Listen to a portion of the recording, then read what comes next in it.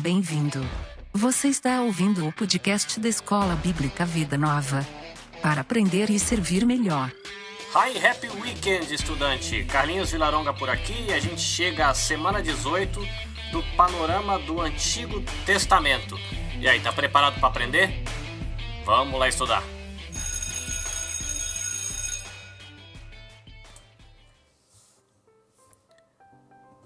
Antes da gente começar a aula, algumas informações de secretaria que podem ser úteis para você.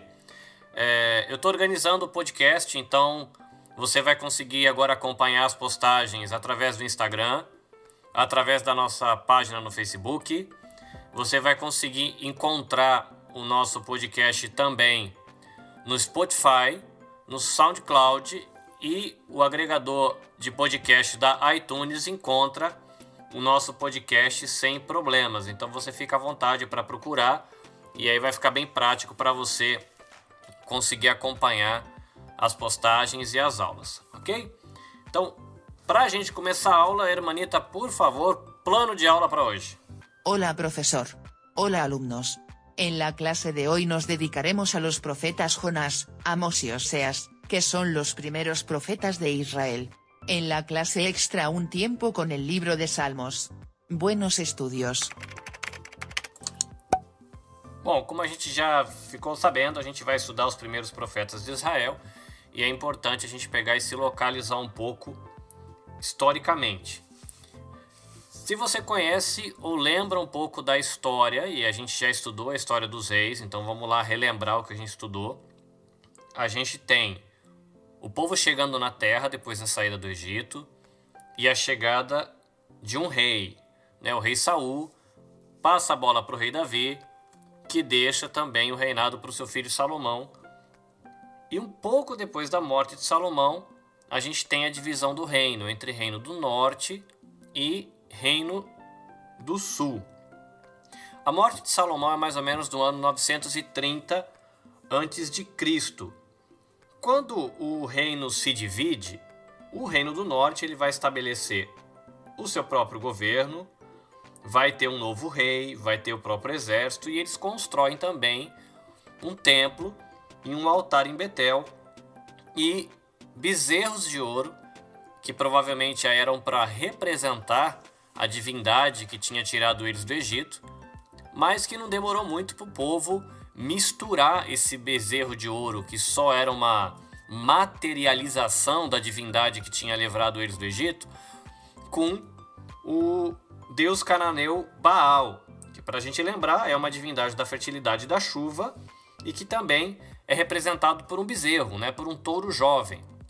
Então você tem aí um touro jovem representando Baal e vamos colocar assim, um boi jovem, que seria um bezerro, materializando a divindade de Israel, e acontece a mistura dessas duas coisas, que é reprovada por Deus. Deus levanta Elias, levanta Eliseu para falar contra isso, mas a coisa ainda continua.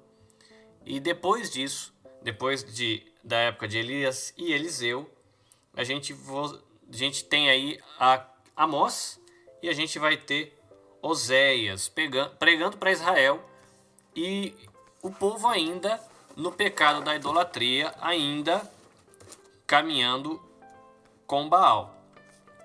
Por causa desse pecado, né, não só da questão da idolatria, mas também da conduta do Reino do Norte em Israel, Deus ele manda os reis sírios, Azael e Ben-Hadad, para derrotar os reis. A gente tem esse registro aí em 2 Reis capítulo 13. No meio dessa investida dos sírios contra Israel, nesse momento de disciplina de Deus contra o povo, eles clamam ajuda para Deus, Deus tem misericórdia deles, e aí Deus levanta os assírios, né? A gente tem os sírios primeiro como um instrumento de disciplina de Deus por causa da idolatria, e aí você depois tem Deus ouvindo a oração deles por misericórdia, e Deus envia os assírios para derrotarem a Síria.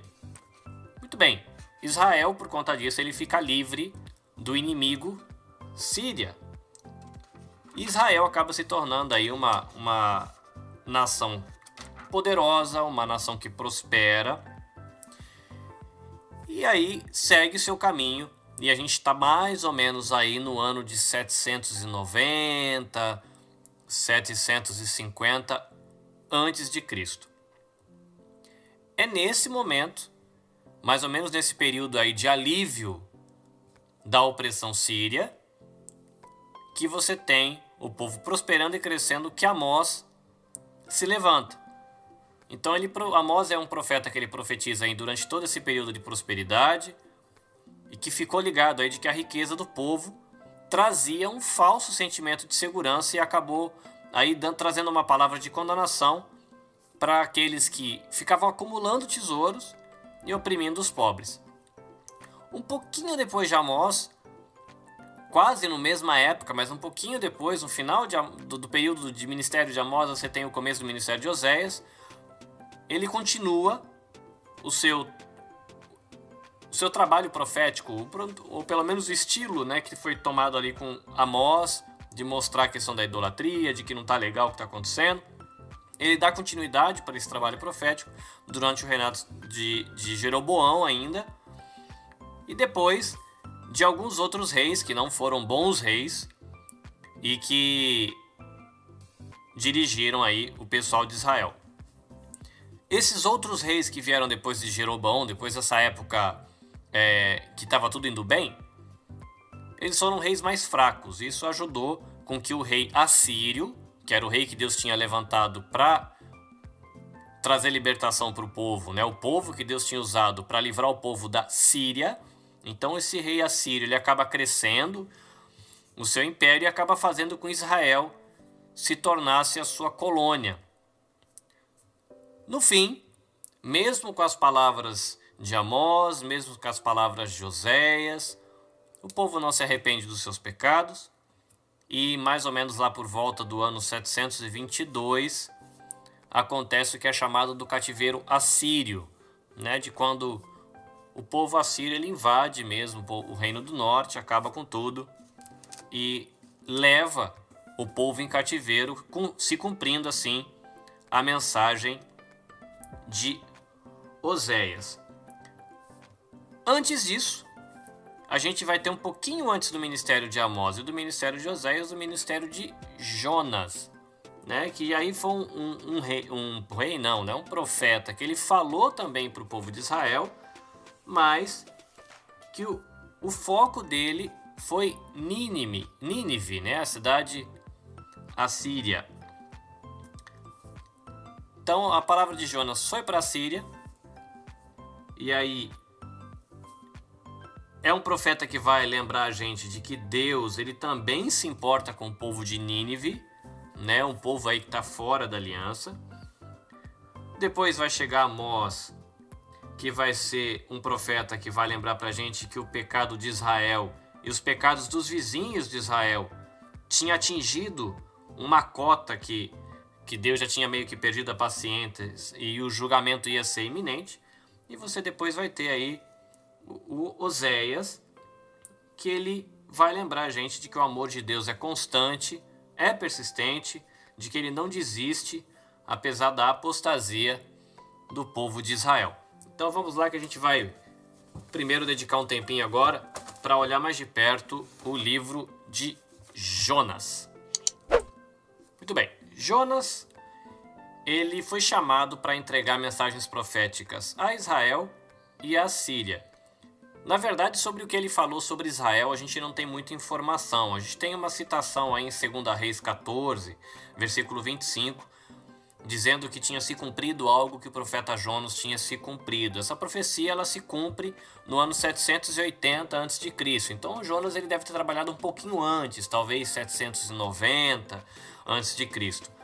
E é um livro que vai mostrar aí a graça de Deus para um povo que não era o povo da aliança, né? Ele vai falar, um profeta que vai falar com Nínive especificamente, pelo menos o livro dele que a gente tem na Bíblia é do que acontece com essa relação com Nínive, e essa parte com Israel a gente não tem o registro.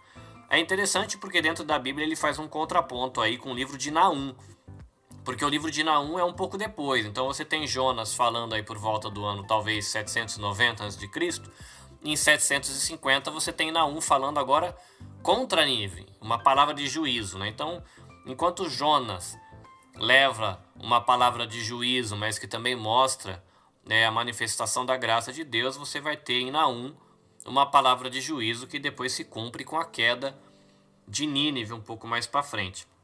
Então você tem esse contraponto aí dentro da Bíblia, que é interessante você olhar, Jonas e Naum. Por outro lado, dentro dos livros que a gente vai estudar hoje, você vai ver um contraste, porque você vai ver Jonas, um profeta, levando a mensagem de Deus para um povo que era de fora da aliança, e esse povo respondendo a essa mensagem com arrependimento. E você vai ter Amós e Oséias levando a mensagem de Deus para o próprio povo da aliança e esse povo rejeitando. Então é curioso, essa lição de hoje, porque a gente vai ver esse contraste. Os de fora ouvindo e se arrependendo, e os de dentro ignorando a palavra de Deus. Uma coisa que é legal a gente ver no livro de Jonas é que sobre a pregação de Jonas, o livro de Jonas ele tem poucas informações, ele tem bastante informação histórica, pequenos trechos da mensagem. Nos outros livros proféticos a gente tem bastante mensagem e algumas informações históricas, então é interessante isso. E é um livro também legal porque ele vai mostrar como que profetas eram pessoas comuns, pessoas normais e, consequentemente, pessoas imperfeitas. E essas pessoas comuns e imperfeitas, que são os profetas, eles às vezes tinham dificuldade de lidar com a responsabilidade de revelar aos outros a repulsa que Deus tinha pelo pecado. Jonas teve que lidar com isso quando ele foi falar com o povo de Nínive. A história de Jonas ela é bem conhecida, ela faz parte da nossa cultura. Acho que praticamente todo brasileiro já ouviu falar de Jonas e a suposta baleia, apesar de que a Bíblia diz que foi um grande peixe, e os biólogos, se eu não estiver errado da informação, eles dizem que é impossível uma baleia ter engolido um homem porque o sistema de engolir da baleia não cabe um ser humano ali dentro. Mas a Bíblia não fala de baleia, a Bíblia fala de um grande peixe. Mas Jonas faz parte da nossa cultura, todo mundo conhece ele, e a gente vai rever um pouquinho a história dele. Então, Jonas ele foi convocado para ir até Nínive. E é interessante a gente saber de que Nínive, ou o povo assírio, era um povo muito cruel. Então ele era um povo que praticava a guerra através do terrorismo e também da devastação ambiental. Então tinha a questão de assassinato, a questão de mostrar o uso do medo para você atacar, e de quando você chega no lugar você corta as árvores, derruba, queima os campos, acaba com tudo para o povo ficar completamente derrotado. É para esse tipo de povo, uma cidade pagã e violenta, a cidade de Nínive, que Jonas ele é enviado. Ele vai, mas ele não vai muito longe, porque Deus chama ele para ir nesse lugar perigoso, de gente cruel. Ele falou: não quero me meter com essa gente não. E pode ser que no coração dele ele imaginava assim, falou: essa gente nem merece ouvir a mensagem de Deus, já que Deus está mandando uma mensagem de juízo. Quer saber? Eu vou escapar de Deus, que aí esse povo não tem nem o risco de se arrepender e recebe o juízo que eles merecem, porque eles são ruins mesmo. E Jonas tenta fugir de Deus. E é interessante porque você tem aí o povo de Nínive, e você vê um outro contraste dentro do livro, um povo rebelde, um povo desobediente. E você vai ter Jonas também aqui agindo como um cara rebelde e um cara desobediente. E é curioso porque no mesmo momento que ele podia estar pensando de que eles não merecem, a gente vê no livro depois mais pra frente que é um pouco isso a tônica da conversa dele com Deus. Ele fala: esses caras não merecem a graça de Deus, não merecem nem a mensagem para não ter o risco de se arrepender. E quando ele rejeita Deus e foge de Deus, indo para um caminho completamente diferente, Deus ele mostra graça para com Jonas, mostra compaixão para com Jonas, disciplinando, falando com ele e levando ele a se arrepender, conduzindo ele por um caminho meio duro aí para que ele pudesse se arrepender, e levando ele a perceber de que ele era alvo aí de uma graça que era imerecida para ele. E provavelmente isso deve ter trabalhado o coração dele para ele perceber que os ninivitas também, tão desobedientes quanto ele, podiam ser alvos de uma graça que é imerecida, né? Então você tem esse conflito interno em Jonas, né? Ele olhando para a questão do povo pecador e depois Deus trabalhando com ele. Então ele vai, obedece, proclama, ensina. E o curioso é que o povo se arrepende, né? Um povo que era cruel, conhecido pela sua maldade, prática do terrorismo, a prática aí de uma devastação, destruindo tudo quando chegava nas terras que eles dominavam, e fala que eles se arrependem. E Deus, exercendo aí a sua soberania, a sua compaixão, ele usou de graça para com essa cidade e não a destrói. E é interessante que mais uma vez Jonas ele vai entrar em conflito e ele acha ruim e fica bravo com Deus porque Deus fez isso.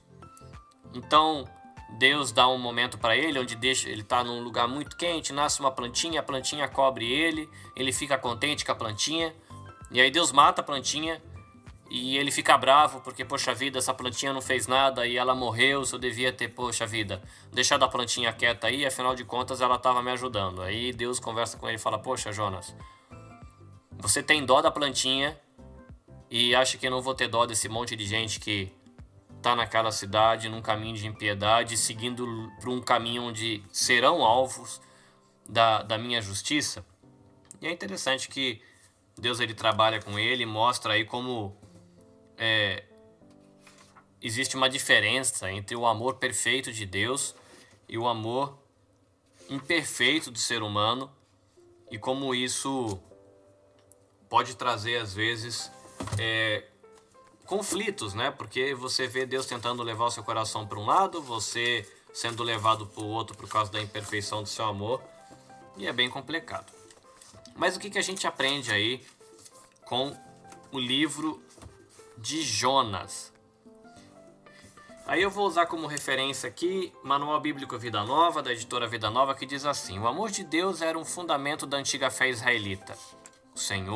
O Senhor Deus compassivo, clemente, longânimo e grande misericórdia e fidelidade, e que guarda sua misericórdia em 1000 gerações e que perdoa a iniquidade, a transgressão e o pecado. É um texto que a gente tem aí em Êxodo 34, versículos 6 e 7.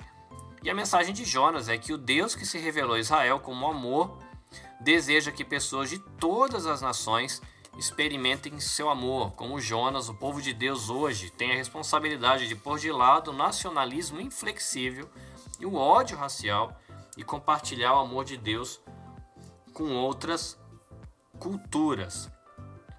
Bom, o livro de Jonas, então, aí ele chama a gente também para a verdade de que a gente tem que proclamar o que é errado, né? Mostrar a questão do pecado e falar a respeito da graça de Deus também. E lembrar de que a gente não pode fugir de Deus, e como a gente não consegue fugir de Deus, é melhor a gente ouvir, caminhar em fidelidade e lembrar de que ainda que os mensageiros de Deus possam ser infiéis, Deus ele é fiel e no final ele sempre cumpre os planos dele. E agora a gente chega em Amós. Bom, mais pessoas elas são exploradas ou agredidas por causa da religião do que por qualquer outro motivo. Você pensar em sexo, dinheiro, poder, tudo isso acaba dando lugar à religião quando você pensa num principal motivo aí de ação maldosa, né? A religião ela é uma fonte de energia muito perigosa na humanidade. Então você pensa que no momento em que uma pessoa ou um governo ou um movimento religioso, ou uma organização se convence de que Deus está ordenando ou então aprovando uma causa, vale qualquer coisa. Então a história de ódio, assassinatos, opressão, tudo isso tem sido alimentado pela religião,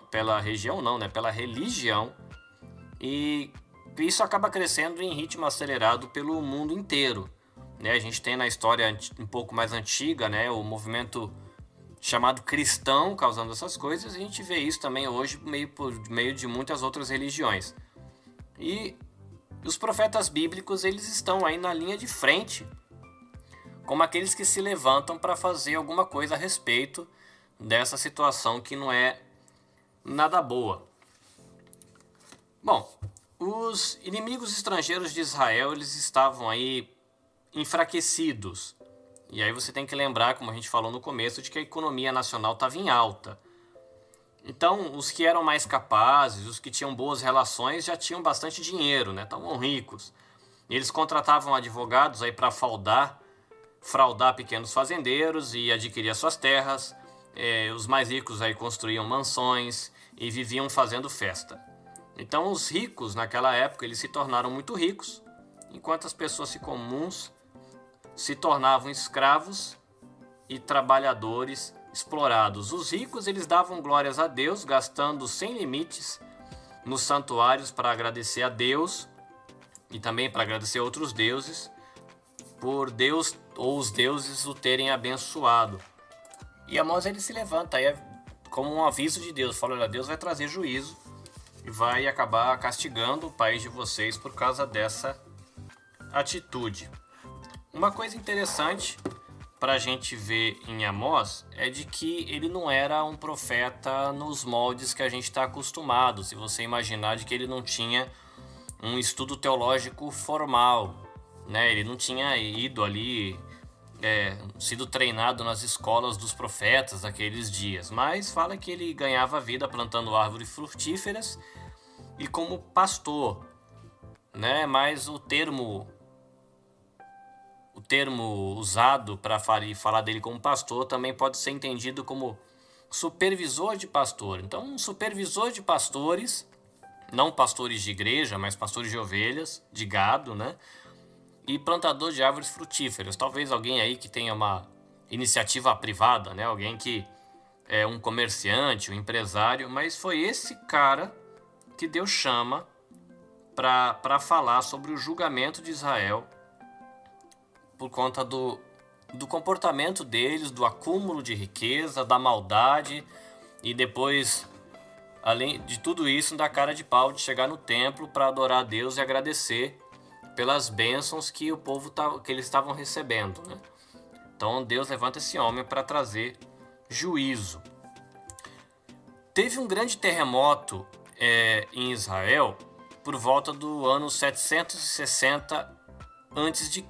E essa profecia de Amós ela foi dada mais ou menos 2 anos antes. Então a gente está aí no ano 762 a.C. Era uma época que tanto Judá como o reino de Israel eles estavam muito fortes militarmente, e a classe rica aí ela controlava toda a nação através de atos violentos e de atos de opressão.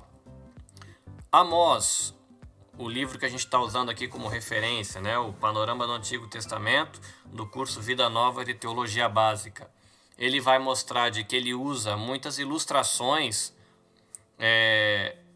do ambiente de trabalho dele, como uma carroça carregada de grãos, ou um pastor resgatando uma ovelha de um leão, a peneira para separar os grãos. Então ele se comunicava de uma maneira que ele era natural, que fazia parte do ambiente, ilustrava a mensagem dele dessa maneira, mas os estudiosos apontam também como era interessante a palavra dele e como era profunda tudo que ele estava falando e como ele apresentava essa mensagem de uma maneira muito habilidosa.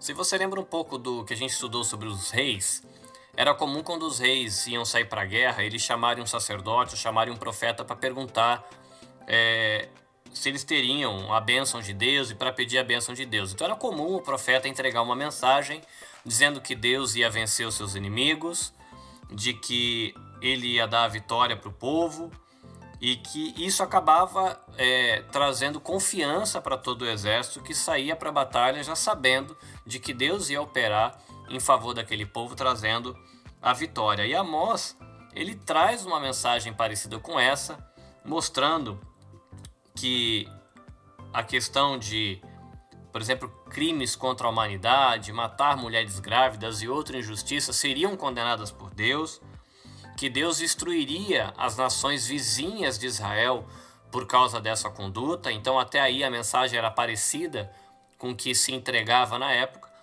mas ele acaba surpreendendo todo mundo quando ele chega no final e, em vez de falar de que o povo de Israel sairia vitorioso diante dos seus inimigos, dos povos que estão fora da aliança, ele termina surpreendendo todo mundo, dizendo de que Deus está achando que o comportamento de Israel está pior do que os que não são parte dessa aliança com Deus, e de que por conta disso Deus ele traria juízo, e um juízo tão pesado quanto o povo que não era parte da aliança iria receber. Para você ter uma ideia de como estava rolando a coisa, então os ricos eles estavam vendendo os pobres como escravos para saldar pequenas dívidas. Olha que coisa linda. Havia abuso sexual dos trabalhadores da casa. Então eles esqueceram que Deus ele odiava a opressão e de que muitos anos antes essa aversão a Deus por opressão foi o que tirou eles do Egito. Então eles rejeitaram a aliança com Deus, as orientações que eles receberam na lei, e foram por um caminho que Deus julgou que era pior do que o caminho que os outros povos estavam seguindo. O que acontece aí é que a maioria do povo rejeita a profecia de Amós.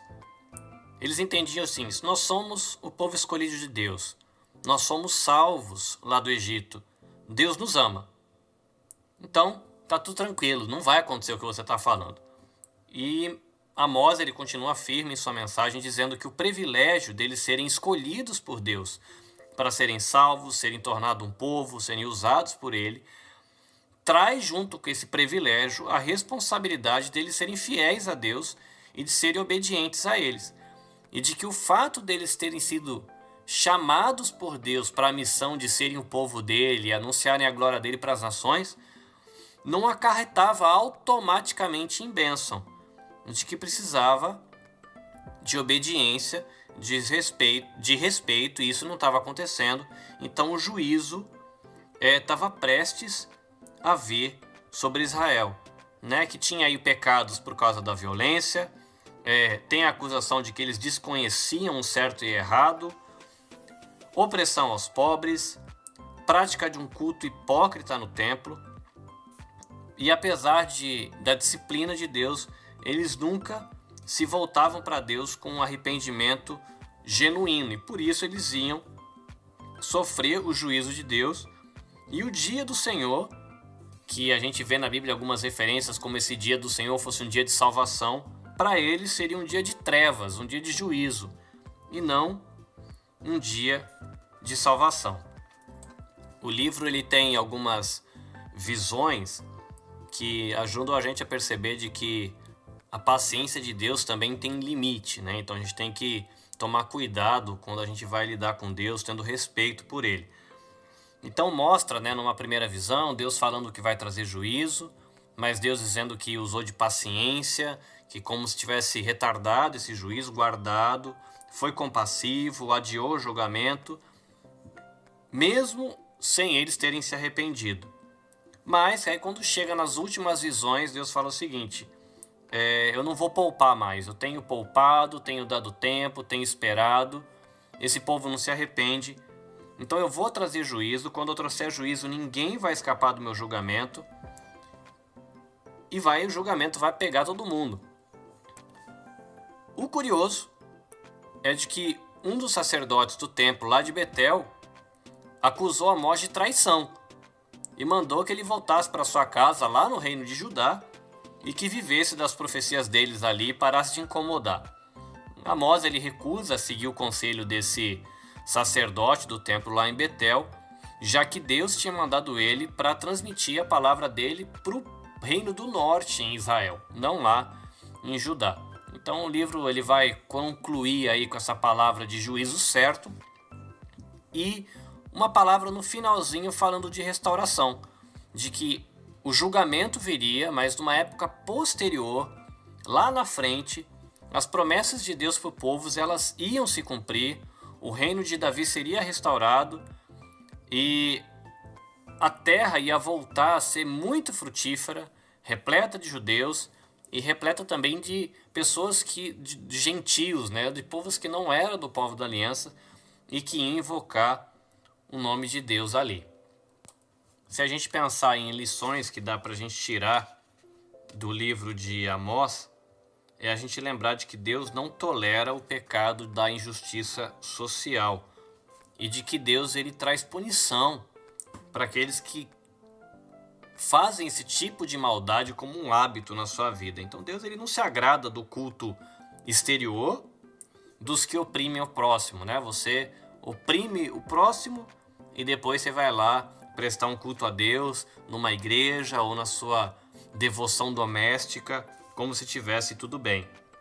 Os atos divinos de bondade e a revelação de sua vontade no passado tornam o povo de Deus particularmente responsável pela vida que leva, né? Então é interessante aí a gente pensar de que é um livro que trata de coisas que aconteceram há 780 anos antes de Cristo, então dá quase 3.000 anos, 2.800 anos antes da gente, e com um tipo de palavra e um tipo de mensagem que é bem atual. Fica a reflexão para a gente. Chegamos ao livro de Oséias. E a gente vive aí num mundo que ele tá cheio de histórias de amor, né? Filmes, seriados, livros. É bem verdade que a maioria dessas histórias de amor, elas são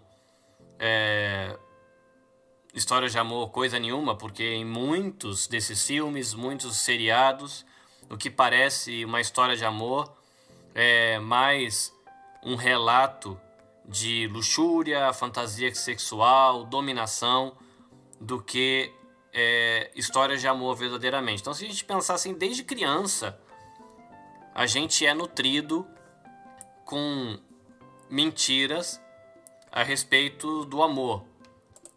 E se já não bastasse essas ideias distorcidas sobre o amor bagunçarem relacionamentos entre homem e mulher, pai, filho, amigo, a gente reflete essa bagunça também no nosso relacionamento com Deus. E a Bíblia ela fala claramente de que Deus é amor e de que a gente deve viver em amor. E aí a coisa começa a complicar, porque a gente tem uma imagem distorcida sobre o amor e a gente, na hora de tentar entender o que é o amor, tentar entender o que é o amor de Deus, como é esse Deus de amor, como é amar, vira uma lambança. Então um jeito para a gente tratar com isso é você olhar histórias bíblicas, é você olhar a ação de Deus na história, no povo, e através disso ir construindo uma ideia, um ideal de amor. E Oséias, ele ajuda bastante nessa parte. Vale lembrar de que quando Oséias ele começou seu ministério, aí o reino do norte de Israel, ele estava no final daquela era de prosperidade financeira. Lembra que Oséias ele veio um pouquinho depois de Amós. Então, havia uma fartura, o mercado estava em alta, mas estava começando a declinar. E aí nos 30 anos seguintes, Oséias ele acabou observando a queda do país, né? O país passa aí por 6 reis, 4 desses reis foram assassinados por sucessores, a imoralidade ela acaba destruindo a economia do país, consumindo o governo, a ponto de levar a nação para esse momento onde ela já está aí às vésperas do juízo de Deus que ia chegar quando o exército assírio invade o reino do norte. Oséias ele casa-se com uma mulher chamada Gomer antes desse período de queda e ele acaba não vendo a queda de Israel, mas a profecia dele se cumpre, essa profecia que fala de juízo. É interessante que o livro de Oséias, para a gente que está acostumado com o Novo Testamento, ele faz uma analogia entre o relacionamento homem e mulher muito parecida com aquela que a gente está acostumado a ouvir da boca de Paulo, né? Falando do relacionamento de Deus com o seu povo, sendo o homem a imagem de Deus, né? Representando Deus, e a mulher como representando o povo dele. Fala desse relacionamento de amor. O detalhe é de que, para ilustrar a situação da relação entre Deus e o povo dele naquela época, Deus lhe orienta a Oséias a casar com uma prostituta.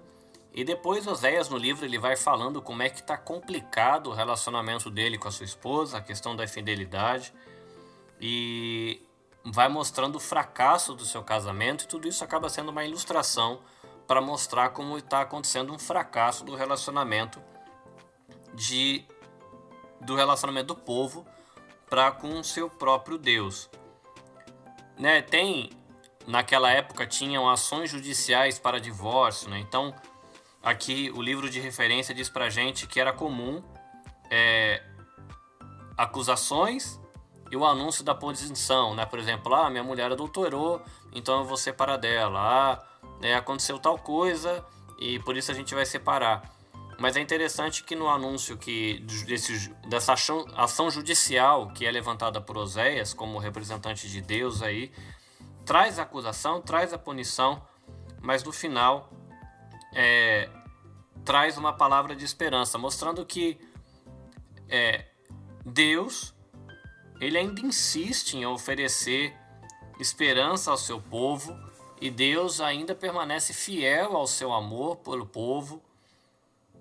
Um povo que é pecador, um povo que não merece esse amor. Assim como a gente olha para uma mulher que vive a vida na prostituição e a gente pensa assim, poxa vida, um homem chamado por Deus para anunciar a sua mensagem vai chamar uma prostituta por opção, né? Não é uma prostituta talvez por necessidade, que ainda algumas pessoas podiam discutir, não, uma pessoa que opta pela prostituição porque quer, e vai chamar uma mulher dessa para ser esposa. Não, uma mulher dessa não merece. Ou se você fosse inverter hoje, né, um prostituto, né, um lover boy aí, e falar, poxa vida, uma mulher de Deus sendo chamada por Deus para anunciar a mensagem, vai casar com um cara que é um pervertido, que dorme com todo mundo. Mas é esse tipo de mulher que chama e justamente gera esse sentimento, poxa, não merece. E era essa a ideia para o povo de Israel. E dá para retratar, quando você vai ler a história do casamento deles, para ver como o negócio era complicado, porque fala, além de ele ter trazido uma moça que dá prostituição para ser esposa dele, fala que ela era infiel a ele, e os relatos dão a entender de que um dos filhos que ele cita na história nem dele não era, porque ela saiu, abandonou ele, foi morar com a outra pessoa, teve um filho, e Deus fala para ir lá buscar, trazer de volta a mulher, restaurar a relação com ela. Então, na vivência do seu casamento, Oséias ele conseguiu entender a natureza do amor imerecido que Deus estava oferecendo para o seu povo. Então, como ele estava sentindo esse tipo de amor, um amor imerecido que é oferecido e ao mesmo tempo que é rejeitado pela outra parte, que insiste em se afastar, era tranquilo para ele conseguir retratar isso, a relação de Deus com o seu povo. Então foi importante, até a experiência pessoal dele, o que ele viveu na sua história, para ajudar na comunicação da mensagem. Deus, ele vai avisar de que vai haver juízo, porque esse povo está se afastando. Deus, ele vai avisar de que o povo vai receber condenação. Mas é interessante de que o livro também vai ter uma chamada ao arrependimento. Então Deus ele faz aí 3 acusações para o povo, né? Ele acusava o povo de que não havia de conhecimento de Deus entre eles, ele acusava o povo de que não havia um amor genuíno e duradouro e de que não havia verdade. Bom, o motivo para o povo não ter conhecimento de Deus era o fato dos sacerdotes terem esquecido a palavra de Deus e desprezado as instruções de Deus. Aí fala, né, que o povo se embebedava, praticava sexo com prostitutas no templo de Baal, e por isso Deus julgaria os sacerdotes e traria guerra para a nação como parte dessa disciplina, mas ele oferece cura para o povo se esse povo se arrependesse e se desejasse conhecê-lo. A segunda acusação é de que o povo havia transgredido a aliança que Deus havia feito com eles. Eles tinham cometido assassinato, eles tinham entronizado o rei ímpios, feito alianças políticas com nações pagãs e adorado bezerros de ouro. Então, cada uma dessas acusações eles acabavam mostrando aí que Israel ele não tinha um amor genuíno e duradouro por Deus.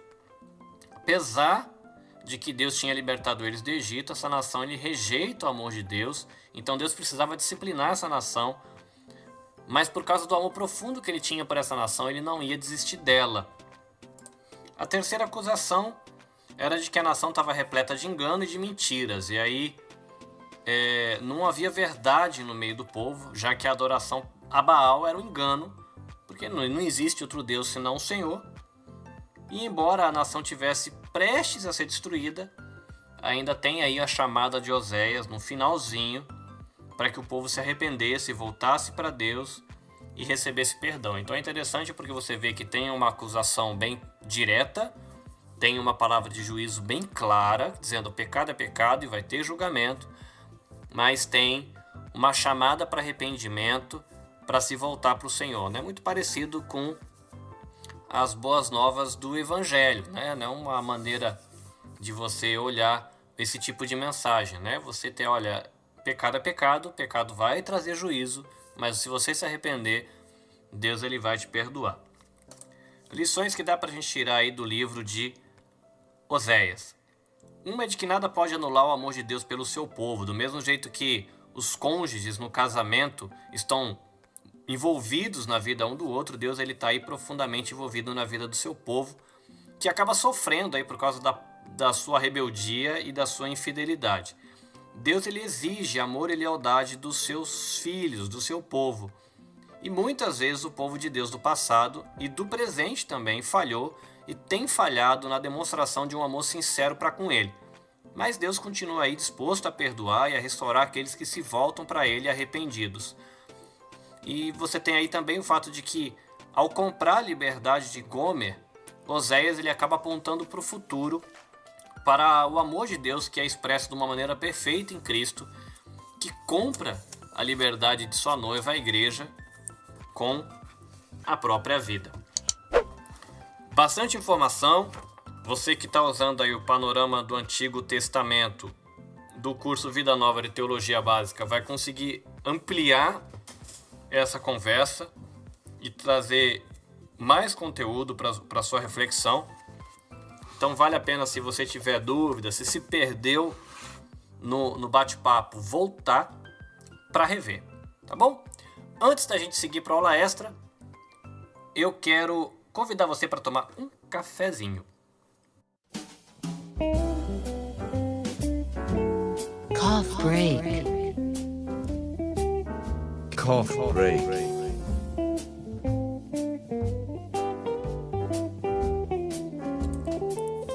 Acabei de tomar um cappuccinozinho quentinho com um pãozinho, tá muito bom. Bom, eu estou continuando a minha leitura do Como Ensinar e Pregar com base no Antigo Testamento. E essa semana uma das coisas legais que me chamaram a atenção é uma nota que o livro tem falando sobre como o ser humano é retratado como ele é nas histórias do Antigo Testamento. A gente falou há pouco tempo nessa aula ainda sobre o conflito que Jonas ele sofre quando ele está lutando com os sentimentos, aquilo que ele acha bom e aquilo que Deus está pedindo para ele fazer e a opinião dele. E o livro vai ressaltar de que às vezes a gente gosta daqueles tipos de histórias que tem mocinho e tem ladrão e fica muito claro, não faça nada que o ladrão faz e faça tudo que o bonzinho, o mocinho faz, mas que as histórias da Bíblia elas são mais realistas, né? Mostra a gente que é má, que às vezes se arrepende ou tem boas atitudes.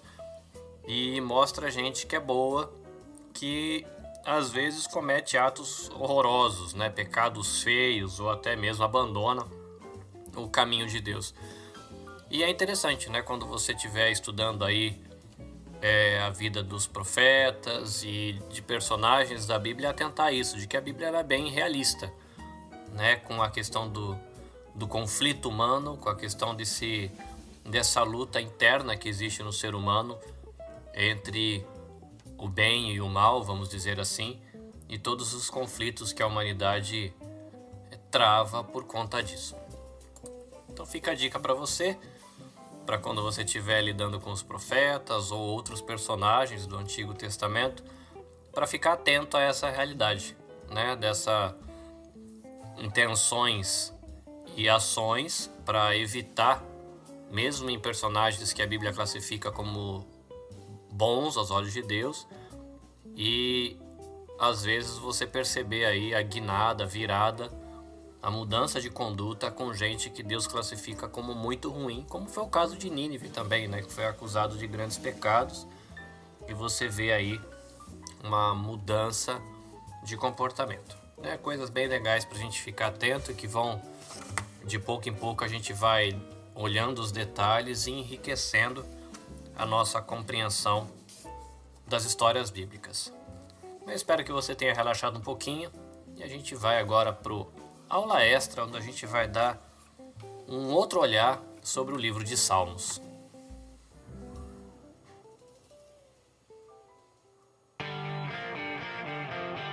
Atenção classe, começa agora a aula extra. Porque aprender é bom.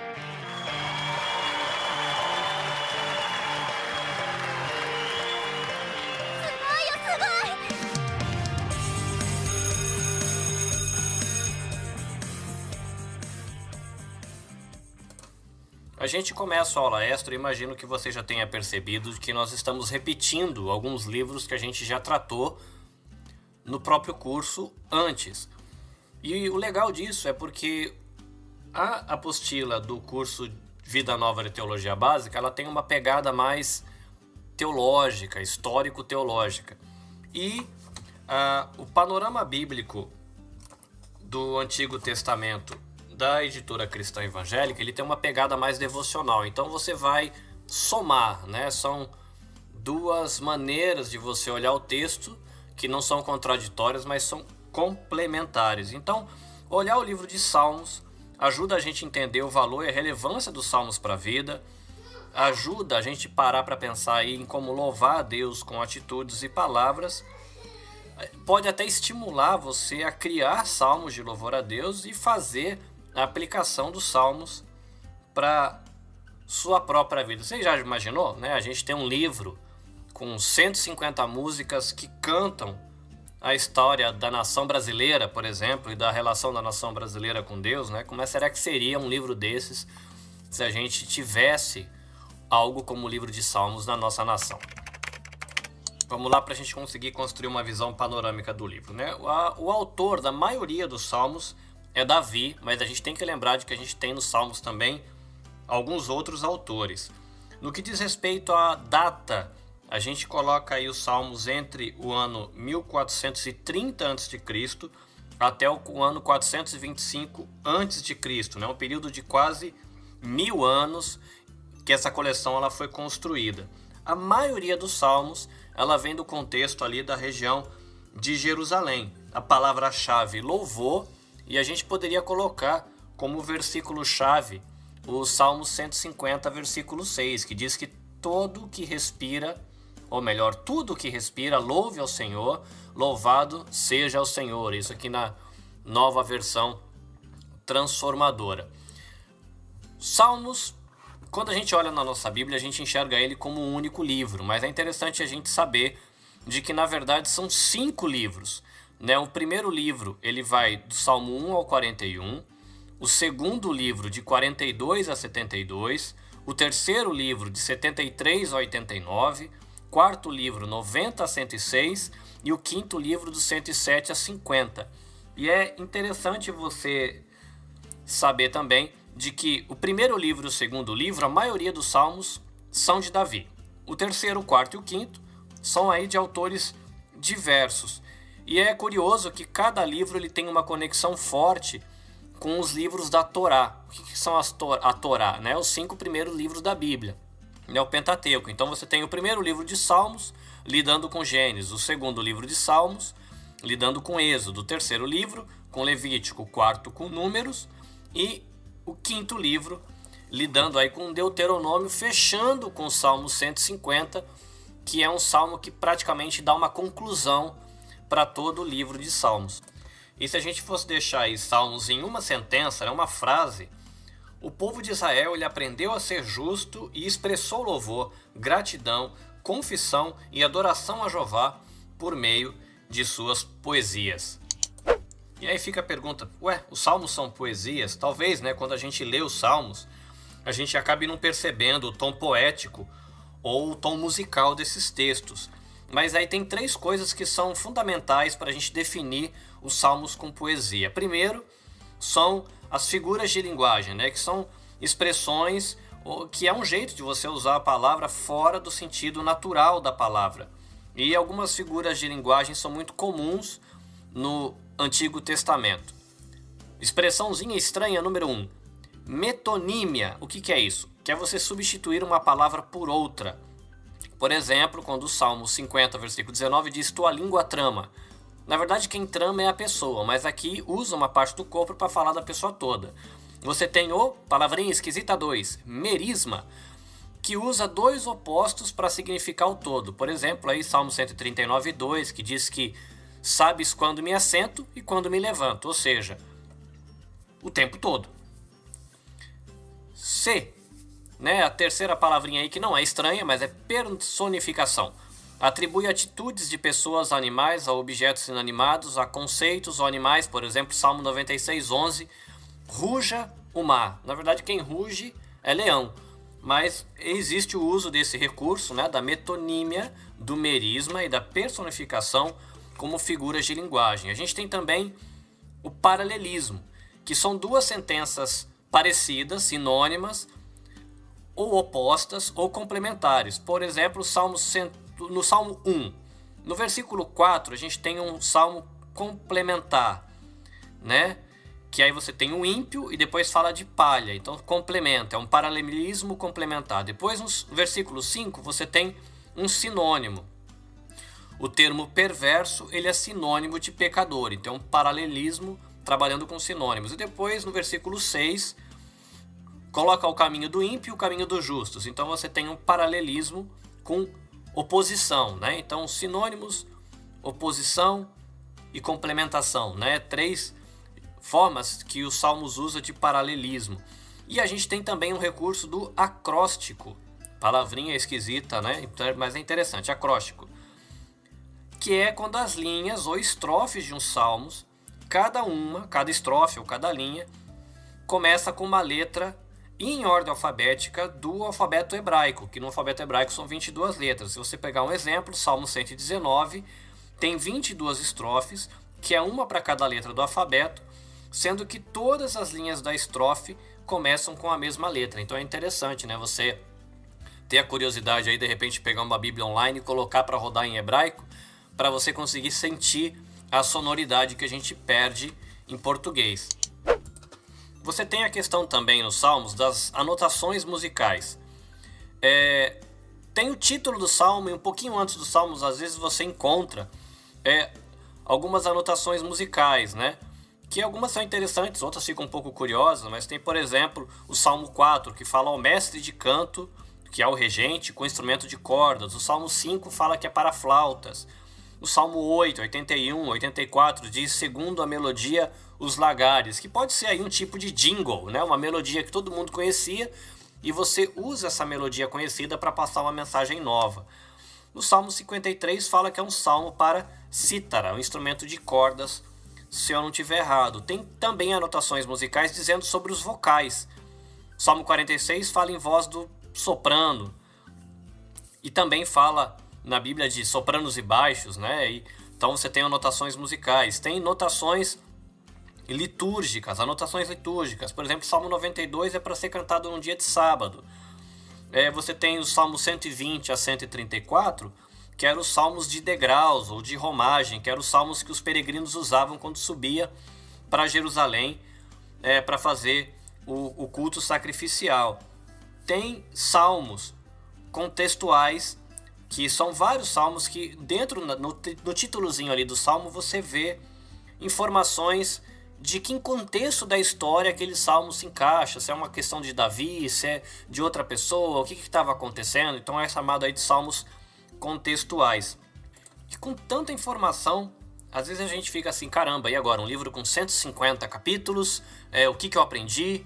Então vamos lá, enxugar tudo isso para você guardar algumas lições que não pode escapar, porque é o principal do livro de Salmos.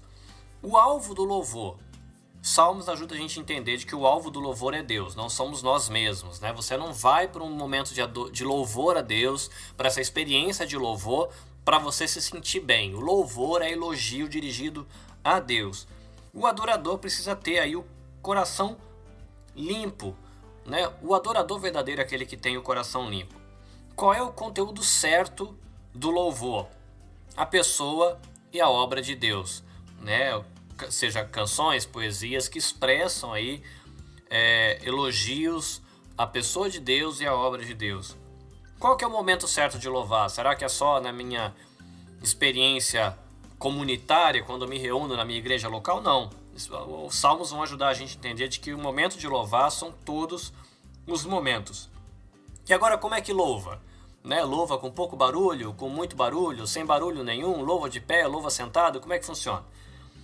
Bom, os salmos vão dizer pra gente que a gente pode louvar com toda a riqueza de instrumentos, com vozes, sons, desde que tudo isso seja santo e consagrado ao Senhor. Então tem espaço para diversidade de instrumentos, diversidade de ritmos, diversidade de arranjos vocais e instrumentais. Você vai ter no salmo gente falando de adoração de pé, adorando sentado, com mão erguida, com vozes de júbilo, que seriam tipo gritos, silêncio. Então você tem uma diversidade de expressões nos salmos. Isso é muito legal. Para ficar aí uma curiosidade para você, talvez você já tenha lido alguns salmos e você encontrou uma palavra que diz assim, selá. E caramba, o que é isso? Tem várias interpretações para essa palavra, mas as principais são que esse selá ou era uma pausa musical ou um interlúdio entre duas estrofes, tá? Então são notações aí musicais para quando essa música for executada. Para encerrar, a gente tem, ou pelo menos é muito comum, que as pessoas tenham um salmo preferido, né? Um salmo que elas se identifiquem, seja por causa de alguma experiência que ela teve na vida, seja porque acha a letra bonita, seja porque de repente tiveram uma experiência na igreja local ou alguém da família que gostava desse salmo, apresentaram para elas e a pessoa pega gosto por aquele salmo. Isso é muito legal. Fica aí a chamada. Se você gosta de um salmo, senta para estudá-lo, olha ele, vê que tipo de salmo ele é, tenta perceber as características poéticas, como é que está a estrutura, se tem paralelismo, se tem figuras de linguagem, como é que o autor ele construiu esse salmo e a sua beleza, que lição você tira dali, o que você consegue aprender, esse salmo fala sobre alguma coisa que você deve evitar ou alguma coisa que você deve imitar, ou de repente de uma intenção de coração que você deve alimentar, construir, ou fala da grandeza de Deus. Dá uma olhada, pega um salmo que você se identifica, que você gosta bastante e aproveita para estudá-lo e meditar nele, né? A gente não tem muito esse hábito de meditação, de se dedicar à reflexão, mas vale a pena. É isso. Carlinhos Vilaronga, eu vou ficando por aqui. A gente termina aqui o Escola Bíblica Vida Nova 38 e a gente se vê na próxima semana. Não esqueça de que você tem agora as redes sociais, a possibilidade de você assinar o feed RSS pelos seus agregadores de podcast e você assim acompanhar tudo de maneira mais tranquila, tá bom? Deus abençoe você, caris, shalom e até a próxima. 皆さんさようなら。またね。Esforce-se sempre para receber a aprovação do Deus a quem você serve. Seja um bom trabalhador, que não tem de que se envergonhar e que ensina corretamente a palavra da verdade. Segunda carta de Paulo para Timóteo, capítulo 2, versículo 15.